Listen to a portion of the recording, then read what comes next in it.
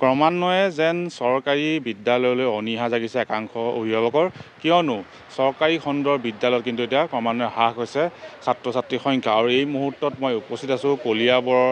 ৰাষ্ট্ৰীয় ঘাইপথৰ কাষৰে এখন চৰকাৰী প্ৰাথমিক বিদ্যালয়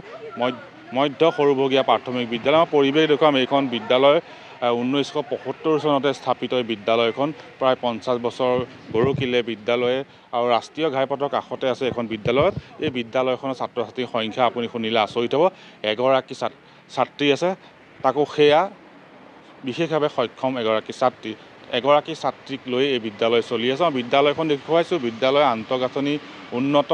প্ৰাথমিক বিদ্যালয় হিচাপে বিদ্যালয়খন আন্তঃগাঁথনি ঠিকেই আছে কিন্তু বিদ্যালয়খনত নাই ছাত্ৰ ছাত্ৰীৰ সংখ্যা এগৰাকী ছাত্ৰী এই বিদ্যালয়খনত আছে আৰু সেয়াও বিশেষভাৱে সক্ষম মই দেখুৱাইছোঁ শ্ৰেণীকোঠাৰ ভিতৰৰ পৰিৱেশ য'ত সকলোখিনি বস্তুৱে আছে এখন প্ৰাথমিক বিদ্যালয়ত থাকিবলগীয়া আন্তঃগাঁথনি সকলোখিনি বস্তুৱে আছে কিন্তু বিদ্যালয়ত নাই ছাত্ৰ ছাত্ৰী এগৰাকী ছাত্ৰীক লৈয়ে চলি আছে বিদ্যালয়খন আৰু একাংশ অভিভাৱকৰ যেন চৰকাৰী বিদ্যালয়ৰ প্ৰতি অনীহা জাগিছে যি সময়ত গুণোৎসৱ পাতি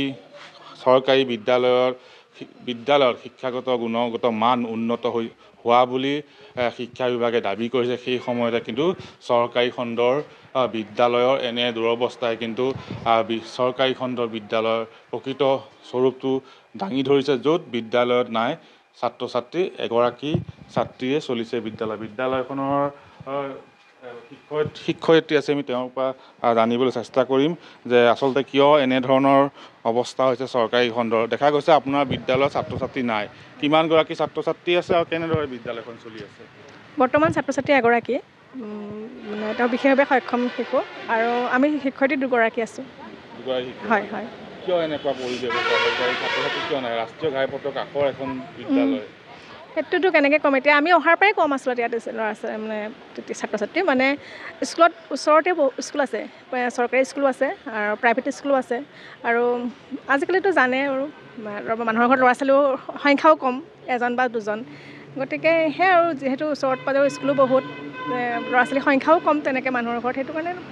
কমি গৈছে আৰু তেনেকৈ হয় হয় তেনেকৈ আমি আহোঁতে আচলতে ওলাইছিলে সেইটো কথা আমি 16 চনত আহিছিলোঁ তেতিয়াই মানে প্ৰথম আমি শুনিব পাইছিলোঁ যে এইখন স্কুল এমালগামেশ্যন হ'ব তাৰপাছতে এতিয়াতো প্ৰায় খাটাঙে হৈ গৈছে এমালগামেশ্যন হ'ব বুলি নিশ্চয়কৈ বিদ্যালয়খনৰ আন্তঃগাঁথনি উন্নত কিন্তু যি ধৰণৰ ছাত্ৰ ছাত্ৰীৰ সংখ্যা হ'ব লাগিছিল এখন প্ৰাথমিক বিদ্যালয়ত সেয়া নাই ইয়াত মাত্ৰ এগৰাকী ছাত্ৰী আছে আপুনি যিহেতু ইয়াৰে স্থানীয় বাসিন্দা বা এই বিদ্যালয়ৰ ভূমি আপোনালোকৰ ঘৰৰ পৰিয়ালৰ পৰাই দিয়া কিয় এনেকুৱা অৱস্থা হৈছে বিদ্যালয় এনেকুৱা মানে ৰাইজৰ অনীহাৰ কাৰণে হৈছে তেওঁলোকৰ মই কৈয়ে আছোঁ আগৰ পৰাও কৈছোঁ এতিয়াও কওঁ অকল প্ৰাইভেট স্কুলৰ প্ৰতি যিটো আকৰ্ষণ বা মোহ সোমাইছে সেইটোৱে মানে এই স্কুলখনৰ শিক্ষাৰ্থী কমি যোৱাৰ মূল কাৰণ সেইটোৱে